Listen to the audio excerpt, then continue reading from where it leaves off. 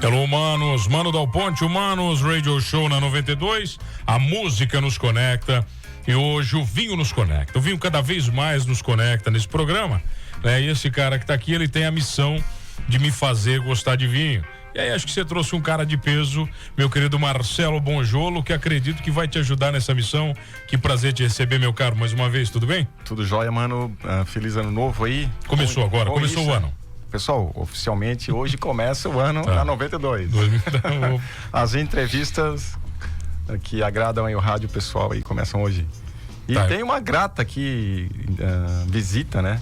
Surpresa aqui que o pessoal vai gostar demais. Tá, vamos fazer o seguinte, vamos explicar pra galera, né? O Bonjolo tá comigo aqui desde o ano passado inteiro, né? Acho que nós fizemos aqui, tá na 92, temos pelo menos 12 entrevistas, mais de 12 já, né? Não, acho que deu mais. Deu mais, já passou um ano. Já deu mais de um ano de entrevista, já tinha te entrevistado antes de começar o quadro, quer dizer, né? E a gente tem a missão de conectar as pessoas com um bom vinho. É isso, a sua missão é essa. E é isso aí, o vinho traz, não é, eu brinco, não é uma bebida alcoólica, o vinho é muito mais, ele é tradição, é cultura, é amizade, é festa, é tudo, né? Concretização, é muita coisa que traz e não por acaso ele é uma bebida milenar que tá desde dos primórdios aí até hoje ele tem o seu valor, tem o seu espaço e cada dia mais as pessoas querem conhecer, querem provar. E agora a nossa missão é o seguinte, a gente falou o seguinte, já fizemos várias entrevistas, Bonjolo e eu e Bonjolo aqui no Manos, já vem em outros programas, porém eu falei, Bonjolo, vamos fazer o seguinte, vamos fazer um desafio diferente, acho que agora a sua missão é trazer os produtores, né, cara? Então, o pessoal que faz acontecer. Voltando às raízes, né? Ao início de tudo, né? A gente tem uma história aqui da região curta, se for analisar, estamos chegando aí a 150 anos, eu acho, 140, Criciúma deve estar a 140 anos. Então,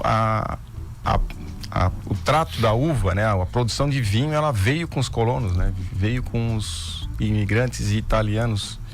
E aí eu acho que está na hora de a gente voltar aqui para nossa região, para a gente conhecer, dar valor, né, a essa produção linda, maravilhosa que começou lá nos vinhos de garrafão, né? E o entrevistado, o convidado de hoje, ele vai falar muito sobre essa história até os dias de hoje aí, até a profissionalização. E o convidado de hoje que você trouxe com você, Gilmar Trevisol. Gilmar Trevisol, ele que é fundador, é isso mesmo, da vinícola Vinhos Trevisol, isso mesmo? Boa tarde, manos, né? Boa tarde, Bonjolo, e boa tarde, né, todos os ouvintes da 92 FM, né? Isso aí, então, quem fala aqui então é Gilmar, né? Hoje é o sócio proprietário dos Vinhos Trevisol, né? Onde que abrimos, né, como se o CNPJ em si, né? Então foi em 2000 que a gente começou, né, a parte da industrialização. Começou a industrializar o negócio, mas isso não começou ali. Essa história é bem mais antiga. Isso aí começou, né, desde da vinda do meu bisavô, né, que saíram da Itália, né, daquele jeito, né, como se diz, foram atraídos, né, pelos brasileiros, né, com aquela bela história, né, dizendo que eles poderiam estar vindo para o Brasil, né, que encontrariam aqui a fartura, encontrariam o queijo, o salame pendurado nas árvores e chegando aqui, né, infelizmente bem diferente do que, né, eles retratavam para os italianos lá, principalmente do norte da Itália. Só que assim, né, mano, o pessoal não sabia que eles podem até querer ter a intenção de aplicar um golpe brincando, né, mas os italianos, eles eram casca grossa, né? Eles não se abateram, né? Eles sabiam que os italianos dão conta do recado. Não, eles sabiam que dá conta, pô. E eles deram terras que os italianos aí com machado e serra e foram picareta e foram abrindo estradas e a família Trevisol aí é uma das que tem essa história toda para contar, né? Ô Gilmar, a produção de vinho começa com o teu avô? Como é que é? Com o teu bisavô? Como é que começou? Na realidade, então, foi desde os meus bisavós, né? Os meus bisavós chegaram, né? Abriram a Uruçanga, foi desbravada em 1878, né?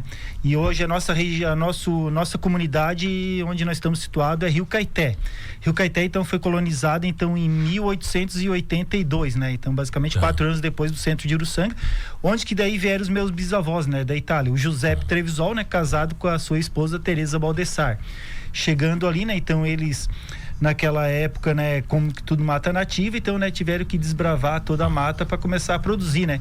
Então, por isso também, como que eu digo sempre, os turistas que chegam até nós, o motivo, né, das famílias ter números grandes de filhos, justamente para isso, por causa que daí era tudo mata, precisava estar abrindo essas matas, então com isso precisava mão de obras, né? Então, por isso que, né, as famílias numerosas de filhos. Não sendo diferente dos meus bisavós, né? Então, meus bisavós têm os seus oneros, né? 12 filhos, 12 filhos, né?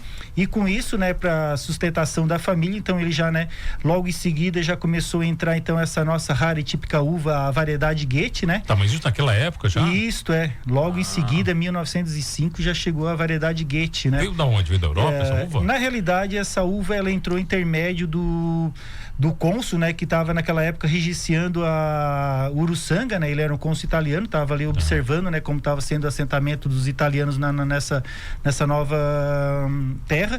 E, então ele, né, viajando num período de férias, então ele, na realidade, indo para os Estados Unidos, então trouxe essa variedade que é uma uva híbrida, né?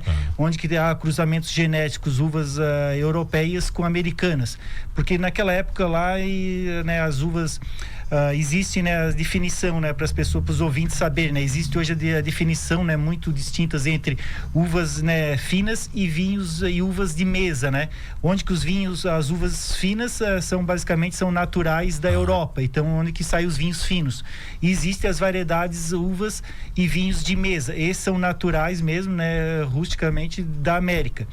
Então, e as uvas finas não, na realidade, não dá para fazer, né, um bom suco e nem para chupar in natura, né? E isso é o mero das americanas. Então, não sabia disso aí. A uva fina você não consegue chupar a uva? Dificilmente você consegue chupar, porque ela tem uma acidez. O grãozinho dela são miudinho, né? Bem menor do que uma ervilha. Não é aquela grandona, então. Não, elas têm uma acidez maior, um tanino maior, né? Então, onde que tem a dificuldade de chupar. A uva europeia, que a gente chama, a Vitis, né? Vitis vinifera, ela tem casca grossa. Tá. E a de mesa tem casca fina. Então, assim, a produção de vinho, ele dá preferência para essa casca grossa, que vai ter muito mais elementos aí para passar para o vinho. Tá, mas ô Gilmar, olha só, quando você planta a uva, quanto tempo depois ela tá pronta para colher? 3 anos? 2 anos? Como é que é? O primeiro ano é basicamente ela, né, a primeira vegetação, né, primeiro ano vegetativo, né, que a gente pode estar falando, né, porque a gente planta as mudas em torno ali no mês de junho, julho, né, então novembro e diante ela começa, né, a ter a brotação, a parte vegetativa. Nesse primeiro ano, então, a gente conduz ela, né, até a parte da parreira, né, dos fios, né. Então, o primeiro ano ela alcança o auge lá em cima. Depois, no segundo ano, ela começa a ter as partes aéreas, né, começando a formação das aéreas, com um pequeno número de cachos.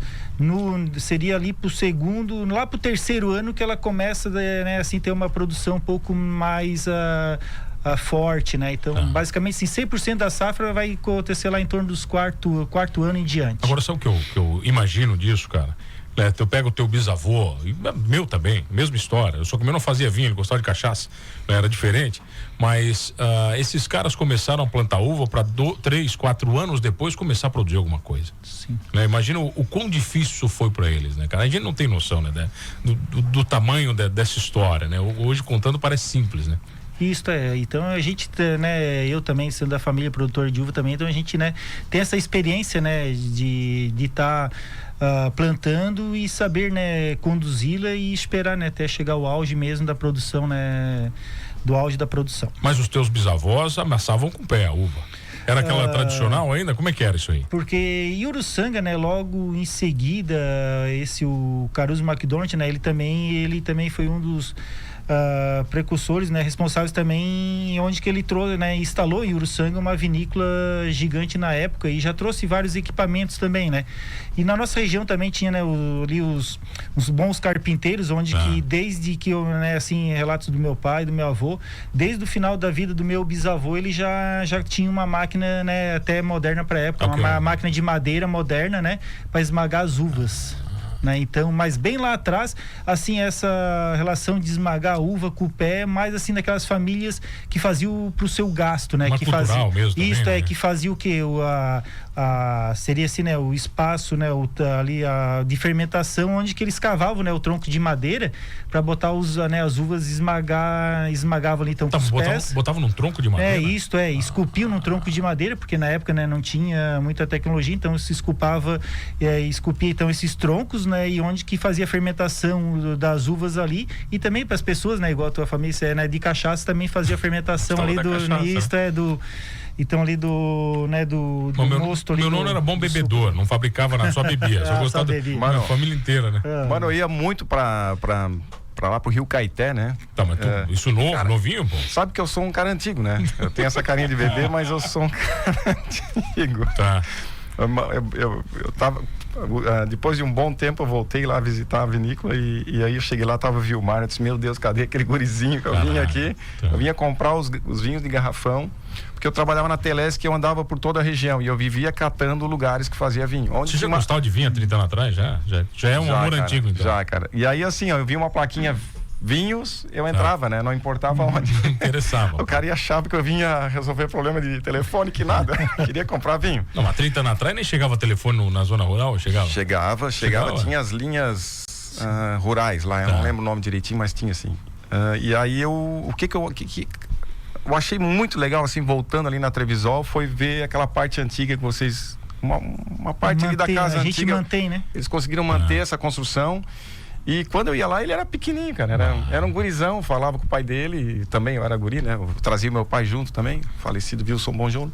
E a gente comprava os garrafões. E o que eu queria perguntar, Gilmar, como é que foi essa transição do vinho artesanal, que ainda vocês produzem, né? Que eu acho legal manter isso. Não sei como é que consegue fazer.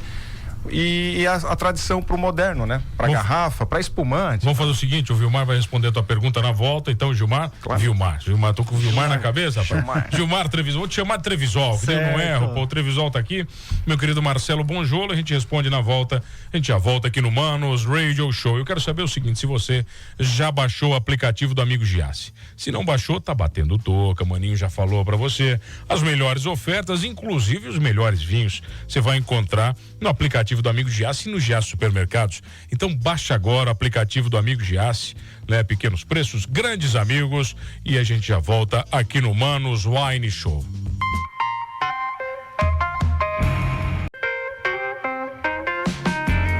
Voltamos, o Manos Radio Show na 92, a música nos conecta, o vinho nos conecta com o nosso querido Marcelo Bonjolo, ele que é o sommelier oficial da 92. Opa. Agora sim, agora ficou, então. O negócio ficou encardido agora ficou. Legal, hein? E querido Bonjolo, estamos numa missão, Bonjolo e eu, a 92, e o Bonjolo de fazer o quê, Bonjolo? Estamos desbravando os vales da uva Goethe. Pô, bonito isso aí, hein, legal, cara? Né, cara? Pô, vamos usar essa expressão? Marcelo Bonjolo em 92, desbravando os vales da uva Goethe. A série documental agora. Isso é praticamente como é que ali é o Globo Repórter, né? Coisa linda. Nunca na história, né? Você trouxe o Trevisol que é de uma família tradicional, de Uruçanga, e hoje é proprietário. É isso? Justamente. Proprietário. E você fez uma pergunta para ele. Qual foi a pergunta? Então, a pergunta é a seguinte: como é que foi essa transição daquele vinho artesanal de garrafão, de palha, de 1 galão, né? 4 litros e pouco ali, e que a gente não pensava nunca em gastar o preço daquele garrafão em uma garrafa, né? Ele escutava meu pai dizer, tu tá louco, tu vai pagar R$50 numa garrafa, tu compra um garrafão de vinho e ainda te dão uma perna de salame ainda junto. Então, quero saber, porque já tem uma longa história, a Vinícola Trevisol, mesmo que fundada há pouco tempo, mas a história na produção do vinho é longa. Então, eu queria saber do Gilmar como é que foi como é que está sendo, né? Ou foi essa transição do antigo para o moderno, né? Diríamos assim. Então, né, contar desde lá do passado, né, então o meu bisavô vindo para Uruçanga, então, né, ele naquela época, né, ele já começou a plantar as uvas e debaixo da casa, né, onde que ele construiu La Prima La Cantina, onde ele começou também naquela época, né, já fazer o vinho também para venda, né, para as pessoas, né, que não produziam na Uruçanga e até nas cidades vizinhas, né, mas além disso também ele trabalhava com as outras culturas de sobrevivências também, né, com o suíno, com o bovino, né, então essa trajetória do meu bisavô, daí depois passou pro meu avô, né, que daí ficou ficou responsável para ficar com essa propriedade, cuidar dos pais ali. Então meu avô deu continuidade, né, fazendo esse vinho debaixo da casa e com esses outros, né, lida na agricultura, né, como que hoje todo mundo sabe como que é a agricultura na nossa região. Daí o meu avô, daí ele teve seus meros 14 filhos, e desses 14 filhos quem ficou responsável, né, para ficar tocando ali o negócio dessa propriedade e cuidar dos pais, então foi meu pai, Angelino Trevisol, né, que daí onde que ele diminuiu o número de filhos, fomos para 3 filhos. Então ali desde que eu conheço por gente, né, então, né, eu corria, né, debaixo dos parreirais, ajudando, né, a rodar a máquina, porque a máquina ela é manual, né? Então você vai girando, né? Você vai girando, né? Por isso que às vezes eu tenho, né, certo, um peitoral meio grande, uns braços mais largos, né? Justamente pela força ali, né? De estar rodando essa máquina de moer uva, né? Então, desde que me conheço por gente. Então, naquela época, né, ali em torno de 2000, então, né, a gente trabalhava, né, com esse estilo vinho colonial, que basicamente era do garrafão, né? Mas produziam quantos litros por mês? Hoje vinho se fala assim, safra anual, né? Então, né, você produz, né, basicamente as variedades da uvas, elas na nossa região em torno de 2 a 3 meses, né? Mas é cada variedade, né? Começa com uma variedade, né? Hoje está entrando, por exemplo, começa a entrar a variedade Bordeaux, a variedade Goethe, depois entra Isabel, daí depois tem as Moscatéis, né? E daí depois entra para as uvas mais viníferas, né? Uma Cabernet, Merlot, né? Então, assim, uvas mais tardias, né? Então, lá em torno, até em 2000, lá Gurizão, né? Também, como diz daquele do interior, bem matão, trabalhando com naquela época nós também, né, tínhamos o gado de leite, né, o suíno, onde que as pessoas então iam lá comprar um garrafão de vinho, né, então a gente já tinha a peça de queijo para oferecer, a perna de salame, né. Só que também daí, né, garotão, na época ali, as baladas, né, sempre sexta, sábado, domingo, você imagina, né, igual eu ali, né, também indo para uma casa do rock na sexta-feira, daí chegando 4 horas da manhã, tem que acordar para tirar a leite da vaca e dormindo, né, na vaca, depois engarrafar vinho, né, vender vinho, daí não tinha nessa parada no sábado, no domingo, daí assim, esse negócio de gado, animais aí, infelizmente não é para mim, né, vamos ter que, né, partir mais para o mundo do vinho. Então a gente começou mais a se dedicar ao mundo do vinho, né? Então com isso, e a partir de 2000 nós começamos a construir a vinícola mesmo, né? Sede com estrutura maior e estruturas, né, com tecnologias já mais avançadas para passar, né, a produzir mais e um vinho de maior qualidade também, né? Então, onde que a gente começou então a fazer toda a estrutura da vinícola, né, onde que a gente registramos então a vinícola, né? E até então a gente vendia muito vinho em garrafão, porque as pessoas, né, a gente vendia mais para bares e as pessoas que iam lá buscar era muito garrafão, né? E com isso, né, com a abertura da empresa, a gente começou a atingir novos mercados, onde que os mercados eles passam a consumir mais garrafas, né? Então com isso a gente começamos a fazer a parte, né, de transição, né, do vinho de garrafão para vinhos de garrafa, né? E com tecnologia maior, então fazendo um vinho, né, assim, um pouco mais apurado, que pode-se dizer, né? A diferença entre do colonial, né? Que muitas pessoas falam do colonial para o industrial, é basicamente que é um vinho que passa por processos, né, na vinícola, processos mais elaborativos, né? Do que o próprio colonial. Mas isso eu imagino que seja um grande desafio, né? Porque o colonial não é que você faz de qualquer jeito, você tem mais liberdade na produção. Quando você engarrafa um negócio e dá um nome e diz que é aquilo, você tem responsabilidades completamente diferentes. Sim, com certeza, né? Então, onde que, né, tem tudo, né, uma estrutura por trás, uma tecnologia por trás e o bem fazer também, né? Não quer dizer que, né, o bem fazer, eu aprendi desde lá do meu pai, então, né, eu trouxe para esse novo espaço, para essa nova vinícola, né, o bem fazer dos vinhos, né? Mas é tudo com processo de elaborações mais modernas, né? Então, onde que você consegue, né, chegar no final com um vinho bem mais atrativos, né, do que basicamente que era feito lá atrás no de garrafão. Mas qual é o segredo na produção de um bom vinho? Qual é principalmente acho que a parte mais complexa no processo de produção de um bom vinho? O vinho já sai desde lá da uva, né? Como se diz, o vinho bom se faz com uvas sãs, né? Uvas boas, né? Então esse é o maior desafio, você tá trazendo para dentro da vinícola uvas sãs, né? Onde que você tem que passar, escolher, né? Hoje tem que o fornecedor de uva, você tem que ter uma maior exigência para eles não trazer, né, trazer só as uvas sãs, né? Porque qualquer grãozinho mais passado, ele já pode te trazer mais acidez, né? Assim, tirar, né, mudança de sabor, né, do gosto. Então, basicamente, o principal de tudo é a uva mesmo, né? E depois, sim, hoje vinhos existe, né? Leveduras selecionadas também, né? Hoje, a maior parte, eu ainda produzo, assim, muitos vinhos também chamados de leveduras selvagens, né? O que é a levedura? São as leveduras que tem a função de fazer o quê, né? Transformar o mosto ali, né? Que é um líquido, que é o suco, né? Transformar isso em vinho, né? Então, onde que essas leveduras são as responsáveis, né? Para transformando o açúcar em álcool, né? Então, dependendo dessas variedades de leveduras que existem no mercado, as selvagens também, elas têm, né? Elas te trazem também sabores né? Tem um sabor também distinto também, trazem no vinho também, assim, né? Agora, eu tenho uma pergunta muito particular minha, que é uma coisa daí como publicitário eu penso nisso. Como é que você precifica o teu vinho? Quanto é que você sabe quanto ele vai custar pro teu cliente final? Isso hoje sim, hoje, né, tudo como se diz, nem precisa ser em indústria. Hoje uma pessoa, a gente tem que estar seguindo também, né, tudo à base de cálculos e tudo, né, igual uma família, né? Hoje você tem que estar regindo ali o seu poder, né, o seu dinheiro, né? Então, dentro de uma indústria, sim, você tem que buscar desde do valor da uva, né, do processo de produção do vinho, que vai muito, né, que tem uma estrutura por trás muito grande, mão de obra, estrutura, né, que é o investimento, tudo. Então, isso é um cálculo, né. Hoje é tranquilo, porque hoje tem, como se diz, né, hoje nós já estamos num mundo moderno, né, hoje nós já temos, né, programas. Agora, mano, assim, ó, a uva é uma planta perene, né? Então, assim, não é igual o milho que tu planta todo ano. Então, tu imagina o cuidado, o zelo que tu tem que ter por essa planta, tem que estar todo ano saudável, né? E se tu tiver que trocar ela, tu vai levar 3, 4, 5 anos pra ela estar madura, pronta mesmo, às vezes leva 10 anos pra ela estar produzindo com uma qualidade legal, sabe? Então... mas um parreiral, tu imagina um ano inteiro, tu cuida pra tirar uma safra. Mas um parreiral, ele dura muito. Qual é a vida útil de um parreiral? Sei lá, eu não sei. Vocês ainda têm como é que funciona? Tem algum parreiral original antiga, de 100 anos? Sei lá, eu não sei como é que é isso. Nós hoje não temos mais, porque os meus parreirais já estavam passando de 100 anos, né? Caramba. Principalmente essas variedades Gates que foram, né, introduzidas pelo meu bisavô, pelos meus avós.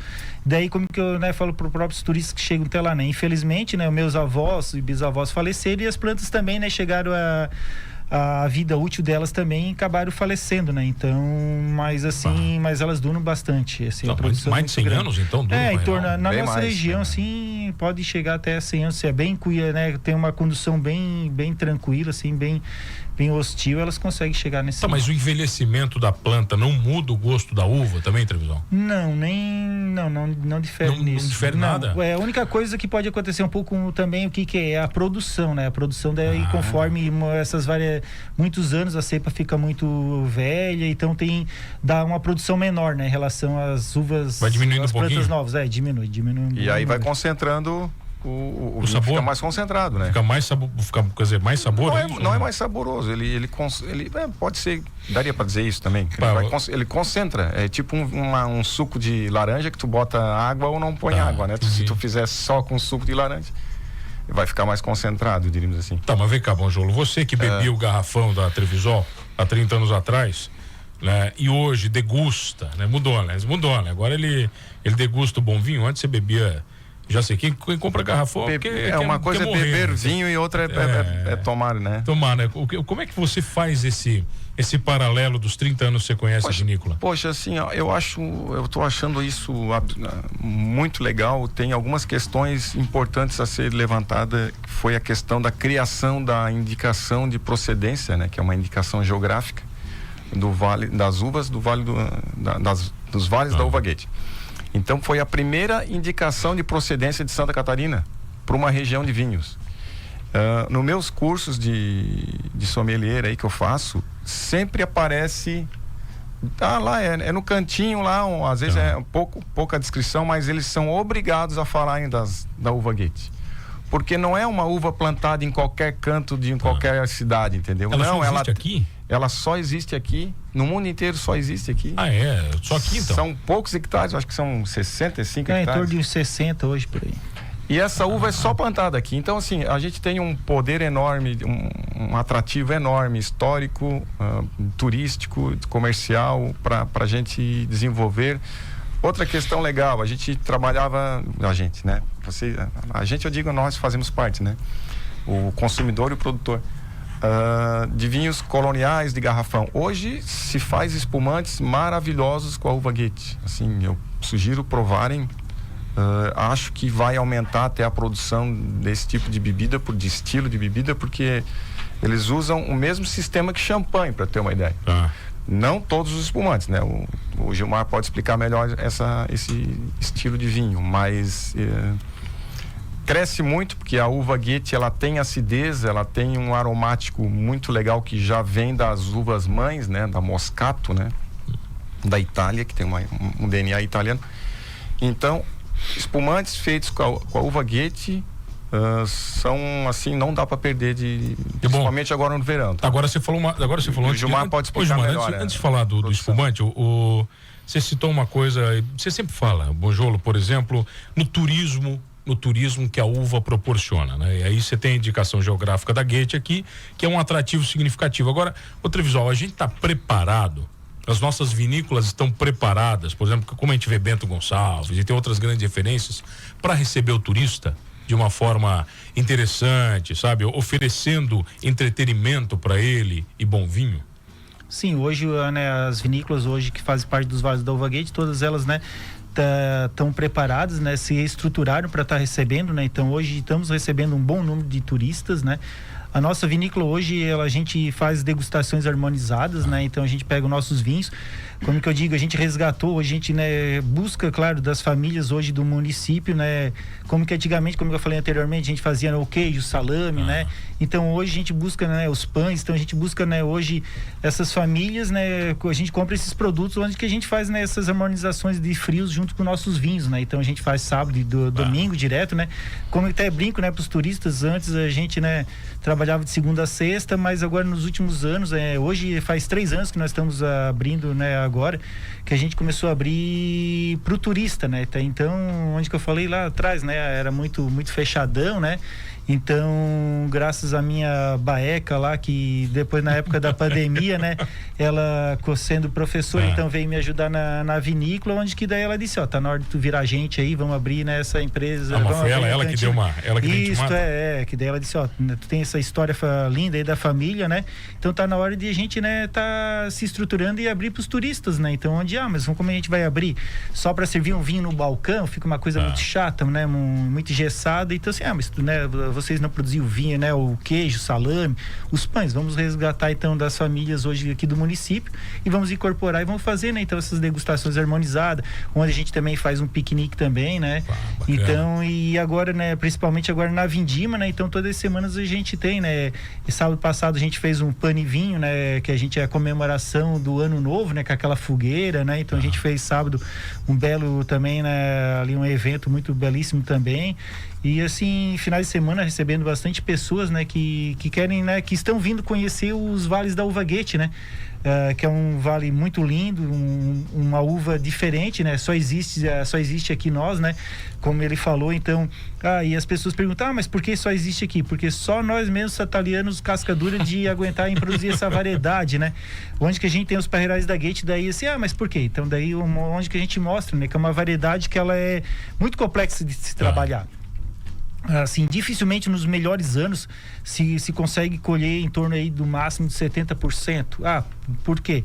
Porque essa variedade ela tem uma casca muito fina, a gente chama, né, uma uva de quilômetro zero, então ela se amassa muito fácil, não dá para transportar essa uva muitos quilômetros, porque senão ela vai se rachando, e uva rachada, oxida, não serve para vinho, né? Então essa uva ela tem essa característica como que eu digo, a uva está pronta para colher hoje. Se a gente não colher toda ela hoje, final do dia, na nossa região, daquelas trovoadas final de dia, né? E daí estoura e tem essa perca, né? Então, por isso que só nós aqui, agricultores, que a gente aguenta a produzir essas variedades, né? Conhecendo produtores no Rio Grande do Sul, né? Que daí assim, eu tenho esse vinho aqui, lá eles chamam outro nome, lá um produtor lá, esse vinho aqui eu só faço só para mim, não tem para vender, não, mas esse aqui me parece muito parecido com o Goethe, e daí o Parreiral tá lá em cima lá, mas a gente só faz pro nosso gasto, porque é uma uva muito difícil de lidar. Incomoda muito. Isso, incomoda muito, tratos, então e eu fui lá e era Goethe, né? Então assim, não, a gente só faz só pra nossa família, só pra, mas vem cá, não, mas me diz uma tomar. coisa, você falou que é o seguinte, você tem que colher tudo num dia. Não, assim, não é tudo num dia.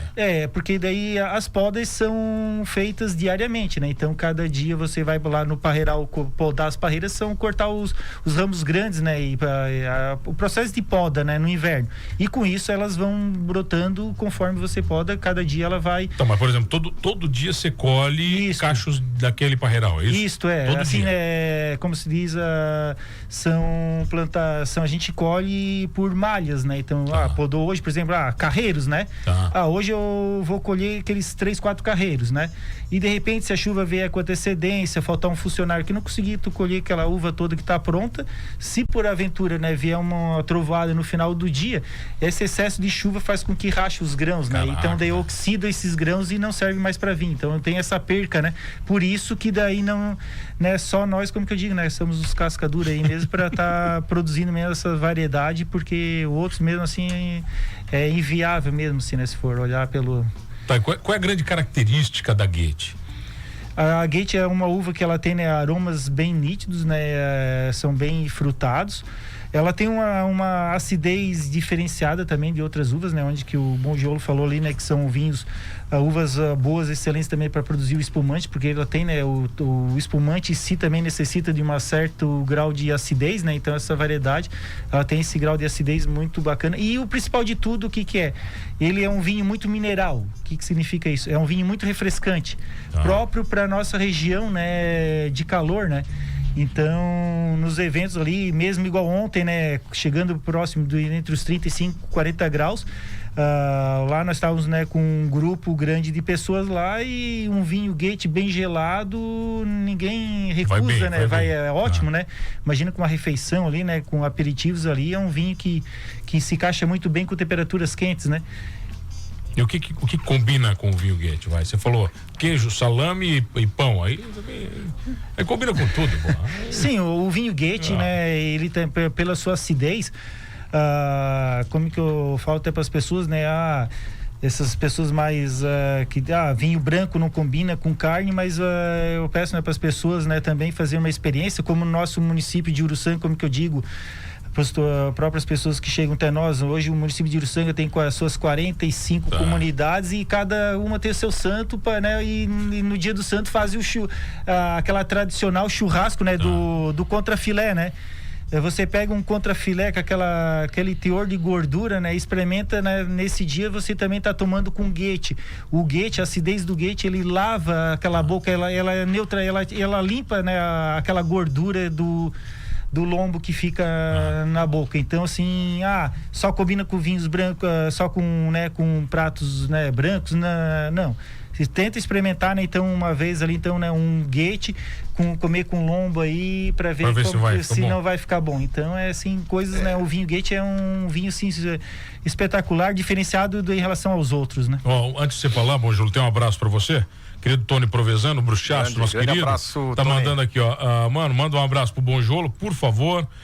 Excelente profissional, parabéns. Abraço dado e retribuído aí. Vai estar comigo Tony. Quinta-feira. Acho que o Tony tá comigo quinta-feira, porque o Tony legal. tem história. Tem uma ou duas historinhas só. Tem. Uma ou duas, não tem muito, tem Tony. Tem coisa aí grande. Tem coisa grande, mas vai lá, Bongiolo. Não, a questão de alimento é isso mesmo. A acidez da Goethe é uma característica, assim, muito especial, que vai bem com as carnes aí mais gordurosas, e qualquer tipo de alimento. Ela vai bem também para os pratos de litoral, né? Que queira ou não queira, a gente está aqui do ladinho da praia, né? Combina bem, né? Então, vou comer vou comer a tainha frita no inverno, o peixe, uma salada, é um vinho muito versátil. O bom dele eu bato muito forte a questão do espumante, que, poxa, o espumante daí tu vai ter brute, tu vai ter um mais doce, um mais seco. Vai ter de tudo. De tudo. E uma questão pro turismo, tu falou ali, bem interessante. Tem uma menina que eu gosto das sugestões de turismo dela, uma menina lá do Nordeste, que ela conta assim que o artesanal, o manual, é tido como luxo hoje no mundo do turismo. Aquilo que é embaladinho, processado, que está no mercado, começou a perder. A pessoa chega num restaurante, chega no hotel e eles fazem uma comida, um pesto, tipo, eu sei fazer pesto, tá? Pô, meu pesto bate qualquer um de um restaurante, não é só o meu, mas assim, qualquer um que faça artesanalmente o produto. E Uruçanga tem ali a tradição do salame, do queijo, do bom vinho, né? Da fortaia, da minestra. Então, os turistas, o pessoal de fora tá vindo para cá. Agora, a senhora tava me contando agora de meio-dia que ela tava no trem que saiu de Tubarão para Uruçanga ontem e tinha italianos dentro do trem. Então, assim, o turista chegou antes do que o cristiumense, do que a nossa região. Bom, Jolo, quero te agradecer por trazer o Trevisol, né? E agora, então, a gente oficialmente hoje lança, então, Desbravando os Vales da Uva Gate. Legal. Isso, oficialmente, aqui o nosso... E uma coisa importante aqui, ó. Importante, vamos lá, tá começando essa cruzada. Vamos lá. Vales da Uva Gate não é só Uruçanga, tá, pessoal? Pedras Grandes, Morro da Fumaça, Cocal do Sul, 13 de Maio, Orleans, Nova Veneza e Sara. Então é uma região muito grande para crescer, Então, o pessoal segue lá, então, bonjolo.sommelier no Instagram. Isso. Né, todas as entrevistas estão aqui. Trevisol, pessoal acha vocês onde? Agora é o teu momento, vai lá, convida o turista para conhecer. Então, hoje, né, a vinícola hoje ela está situada na comunidade Rio Caeté, 6 quilômetros, né, do centro de Uruçanga.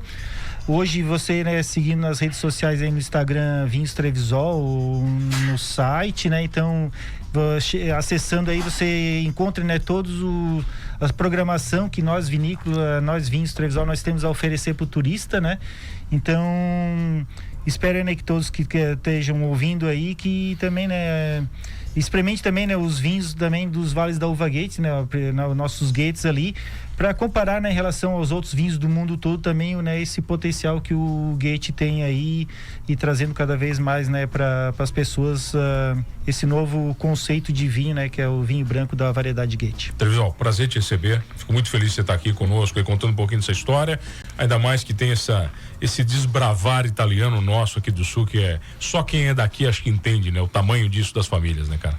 Isso é com certeza, né? Isso é, como que eu digo, já está no sangue, né? Isso, a história, o jeito de ser, né? Do italiano, as pessoas veem, elas assim ficam maravilhadas, né, pela forma do atendimento, nós, né, assim, do que nós temos a cultura, né, como se diz, o sangue mesmo, né, correndo nas veias, né, o italiano dentro de nós. Né? E o Trevisol agora que rebatizou o Bonjolo, agora é Bongiorno, é isso mesmo? Marcelo Bongiorno, é isso? Vamos agora, matou. Também agradeço, Gilmar, obrigado pelo convite. Gilmar, obrigado pelo carinho. Convite, né? Presente, aquele vinho é presente pra mim? Sim. Agora sim, agora eu botei fé, agora eu sou obrigado a experimentar isso com a esposa. Já comprei até uma. Tá no caminho, viu? Comprei já eu não te vejo mais tomando cerveja. Não, o Bonjolo tá me colocando no bom caminho. Obrigado, Trevisol, obrigado, Bonjolo. Obrigado a você que tá comigo todas as tardes aqui no Manos Radio Show. E não esqueça de uma coisa, aqui na 92, o vinho nos conecta.